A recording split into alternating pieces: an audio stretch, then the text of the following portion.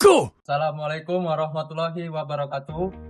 Saya Muhammad Fajar selaku moderator dari Prodi Sistem Informasi Fakultas Teknik Universitas Bengkulu. Video ini dibuat dengan tujuan untuk menyelesaikan tugas dari mata kuliah Kepemimpinan dan Manajemen diampu oleh Pak Andang Wijanarko, STMT. Kami dari kelompok 5 terdiri dari 8 anggota dengan masing-masing bekerja sama untuk menyelesaikan tugas dengan judul materi pengamatan organisasi yang ada di Kota Bengkulu. Gambaran umum SANS, Satgas Anti Narkoba Sekolah. SANS adalah organisasi sosial yang berdiri tahun 2017 di Kota Bengkulu dengan dukungan tokoh seperti Rohidin, Coki Manurung, dan Dedi Haryadi.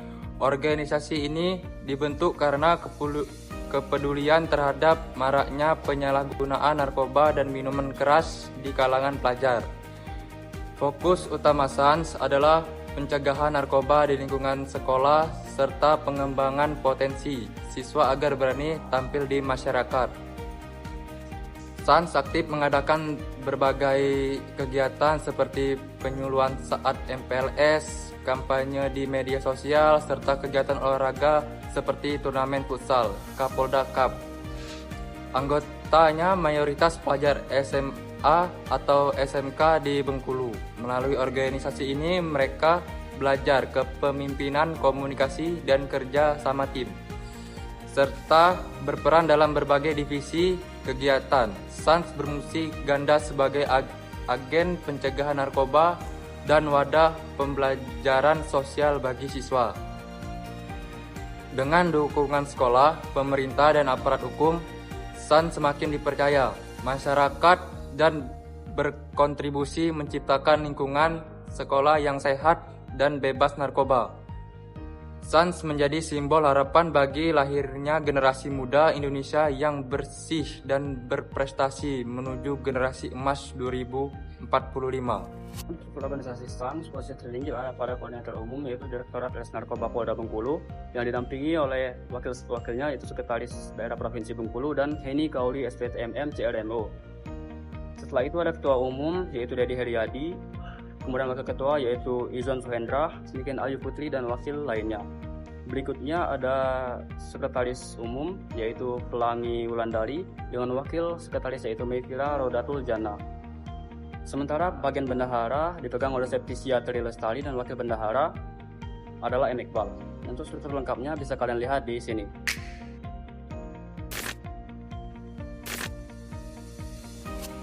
Oke, untuk selanjutnya SANS memiliki visi yang jelas, yaitu mewujudkan sekolah-sekolah di Bengkulu yang bersih dari narkoba serta melahirkan generasi emas menuju tahun 2045.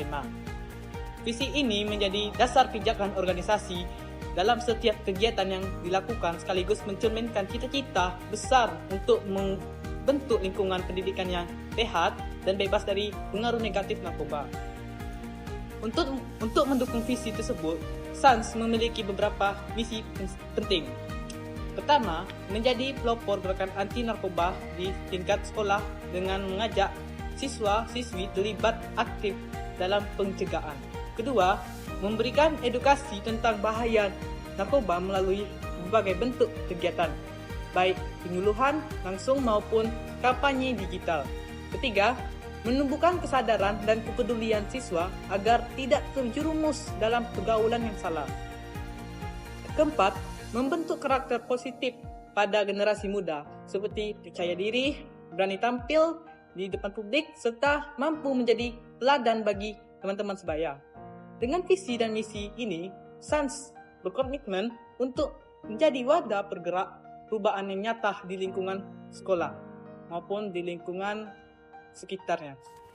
Tujuan SANS atau yang sering disebut Satgas Anti Narkoba Sekolah adalah menumbuhkan kesadaran kolektif di kalangan pelajar untuk menolak segala bentuk penyalahgunaan narkoba melalui berbagai kegiatan positif seperti sosialisasi, kampanye di media sosial, serta lomba-lomba kreatif dan kegiatan olahraga. Dalam jangka pendek, SANS berupaya mengajak para siswa untuk aktif terlibat dalam kegiatan tersebut agar pesan tentang bahaya narkoba dapat tersampaikan dengan cara yang menarik dan menyenangkan. Sementara itu, dalam jangka panjang, organisasi ini bertujuan untuk membentuk generasi muda Bengkulu yang berkarakter kuat, percaya diri dan memiliki moral yang baik, hingga mampu menjadi pemimpin yang tangguh dan berintegritas menuju terwujudnya generasi emas 2045. Lingkungan organisasi. Lingkungan eksternal SAN. 1. Ekonomi. Kondisi ekonomi yang stabil memungkinkan sekolah dan masyarakat untuk menyediakan sumber daya yang cukup seperti dana kegiatan, fasilitas, serta dukungan logistik bagi kegiatan sosialisasi dan edukasi bahaya narkoba. Sebaliknya, ketika kondisi ekonomi masyarakat kurang baik akan menyebabkan keterbatasan dana yang dapat menghambat pelaksanaan program. Sementara tekanan ekonomi juga dapat meningkatkan kerentanan siswa terhadap pengaruh negatif, termasuk penyalahgunaan narkoba.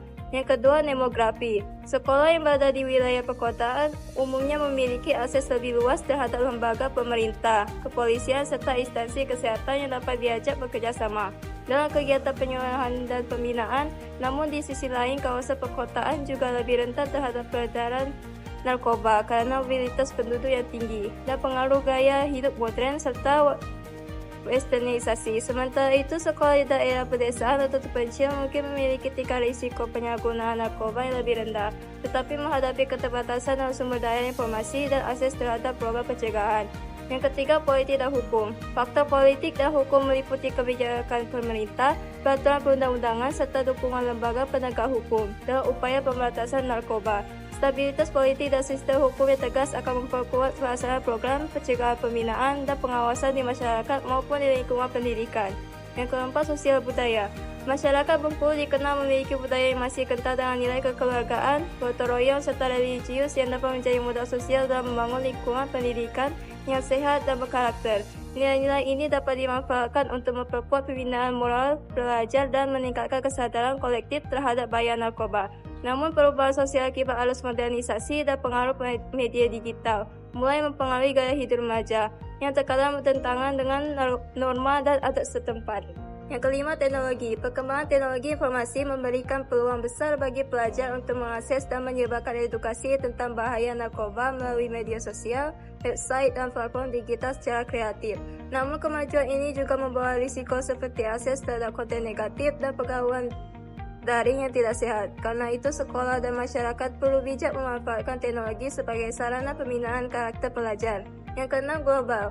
Globalisasi membuka akses luas terhadap ilmu budaya dan kerjasama internasional yang mendukung kampanye anti narkoba.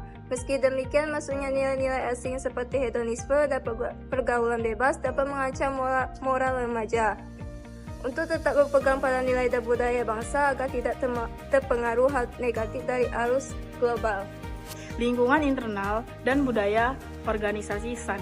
SAN terdiri dari siswa dan pembina sekolah dengan struktur organisasi yang mencakup ketua, wakil ketua, sekretaris, bendahara, serta beberapa divisi seperti penyuluhan, humas, dan dokumentasi. Budaya organisasinya menekankan kepedulian, disiplin, tanggung jawab sosial, dan kerjasama tim. Anggota SAN diharapkan menjadi teladan positif dan aktif dalam kegiatan edukatif tentang bahaya narkoba. Selain berfokus di lingkungan sekolah, SANS juga menjalin kolaborasi dengan pemerintah dan masyarakat agar programnya berkelanjutan dan berdampak luas di Bengkulu.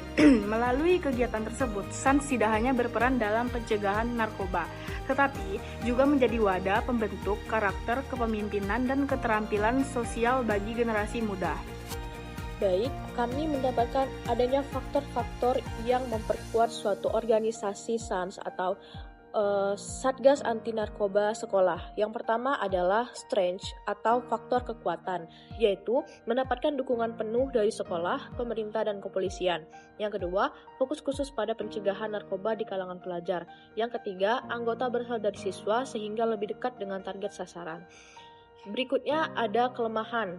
Yang pertama, kekurangan dana untuk program. Kedua, ketergantungan pada dukungan eksternal. Ketiga, waktu anggota terbatas karena mereka masih pelajar.